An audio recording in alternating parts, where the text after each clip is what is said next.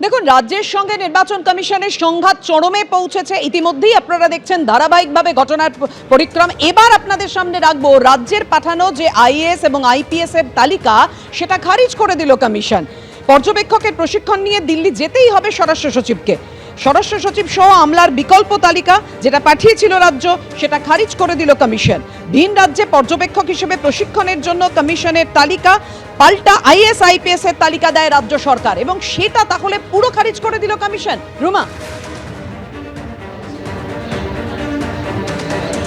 দেখো, অসম, কেরালা, পুদুচেরি এবং তামিলনাড়ু এখানেও কিন্তু নির্বাচন রয়েছে, এবং সেক্ষেত্রে কিন্তু 5 এবং 6 ফেব্রুয়ারি দিল্লিতে অবজারভারদের বৈঠক রয়েছে। সেই বৈঠকে কিন্তু অংশগ্রহণ করতে হবে স্বরাষ্ট্র সচিব সহ অন্য 15 জন আইএএস এবং 10 জন আইপিএসকে, অর্থাৎ 25 জনের যে আমলাদের যে তালিকা নির্বাচন কমিশন পাঠিয়েছিল, তাদেরকে কিন্তু সেই বৈঠকে ট্রেনিংয়ে কিন্তু অংশগ্রহণ করতে হবে। জানিয়ে রাখি, কিন্তু এই তালিকা আসার পরে কিন্তু রাজ্যের তরফ থেকে তালিকা পাঠানো হয়, সেখানে কিন্তু 9 জন আইএএস এবং 8 জন আইপিএস এর নাম পাঠানো হয়। সেক্ষেত্রে বলা যেতে পারে যে কার্যত নির্বাচন কমিশন নিজেদের অবস্থানে অনড়, এবং রাজ্যের পাঠানো তালিকা কিন্তু খারিজ করে দিল নির্বাচন কমিশন। অর্থাৎ স্বরাষ্ট্র সচিব সহ অন্যান্য গুরুত্বপূর্ণ যারা সচিব রয়েছেন, তাদেরকে কিন্তু এই অবজারভারদের বৈঠকে যেতেই হচ্ছে, মিটিংয়ে যেতেই হচ্ছে। অন্যদিকে যারা আইপিএস অফিসার রয়েছেন, 10 জন আইপিএস অফিসার রয়েছেন, তাদেরকেও কিন্তু যেতে হবে।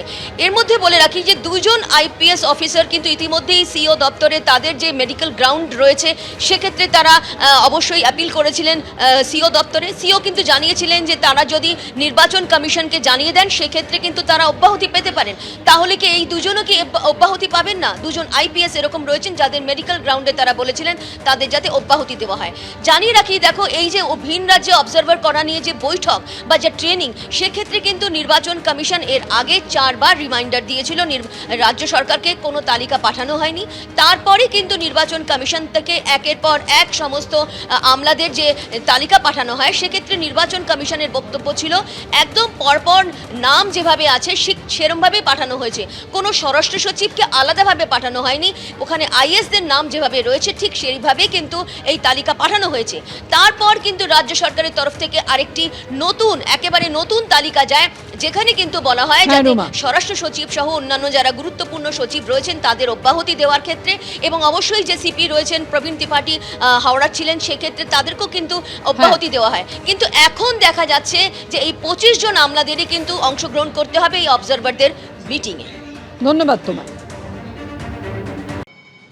এসআইআর জবে থেকে শুরু হয়েছে, সেই সময় থেকে শুরু করে এসআইআর শুনানিতে কিভাবে মানুষ হয়রানির মধ্যে পড়ছে, হেনস্থা হচ্ছে, বারবার রাজনৈতিক মঞ্চ থেকে মুখ্যমন্ত্রী মমতা বন্দ্যোপাধ্যায় আক্রমণ শানিয়েছিলেন। আজকে একেবারে সুপ্রিম কোর্টে দাঁড়িয়ে খোদ মুখ্যমন্ত্রী তিনি সওয়াল করলেন। গোটা দেশের ইতিহাসে বেনজির ঘটনা আজকে দেখা গেল। পশ্চিমবঙ্গ থেকে এসেছি, গোটা পরিস্থিতির ব্যাখ্যা দিতে পারি, এই বলে তিনি 5 মিনিট সময় চাইলেন। তাকে 15 মিনিট সময় দেওয়া হলো। কমিশনকে 6 বার চিঠি দিয়েছি, কোনো উত্তর পাইনি, এভাবেও মুখ্যমন্ত্রী উল্লেখ করলেন। নির্বাচন কমিশন বলেছেন যে কোনো রকমভাবে দেশের প্রধানমন্ত্রী বা কোনো রাজ্যের মুখ্যমন্ত্রী বা কোনো এই ধরনের পদে থাকা বা দায়িত্বে থাকা কোনো জায়গার চিঠির তারা উত্তর দিতে বাধ্য নন। তারা বিভিন্ন রাজনৈতিক দলের চিঠির উত্তর দিতে বাধ্য, সাধারণ মানুষের চিঠির উত্তর দিতে বাধ্য।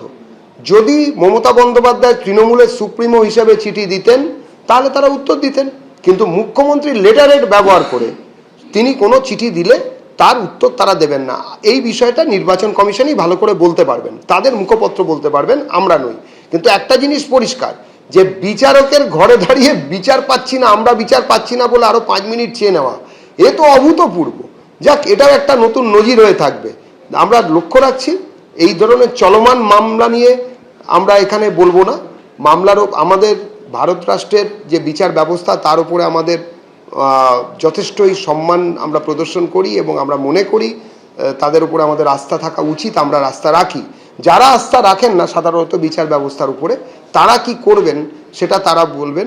কেননা বিধানসভার উপরে আস্থা না থাকাতে ওনারা বিধানসভা ভাঙচুর করেছিলেন।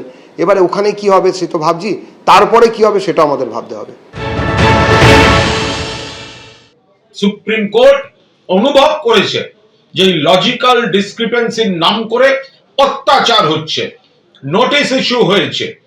এই মাইক্রো অবজারভার কিভাবে অ্যাভয়েড করা যায় তার পথ খোঁজা শুরু হয়েছে এবং নির্বাচন কমিশন আজ কার্যত মমতা বন্দ্যোপাধ্যায় ঝড়ের মুখে লেজে গোবরে হয়েছে এবং প্রধান বিচারপতি মহামান্য সুপ্রিম কোর্টের তিনি যেভাবে নির্বাচন কমিশনকেও যে পর্যবেক্ষণ এবং নির্দেশ দিয়েছেন তা কার্যত মমতা বন্দ্যোপাধ্যায় এবং তৃণমূল কংগ্রেস বা রাজ্য সরকার যা যা অভিযোগ তুলেছেন সেগুলিতে মান্যতা দিয়েছে সুপ্রিম কোর্ট।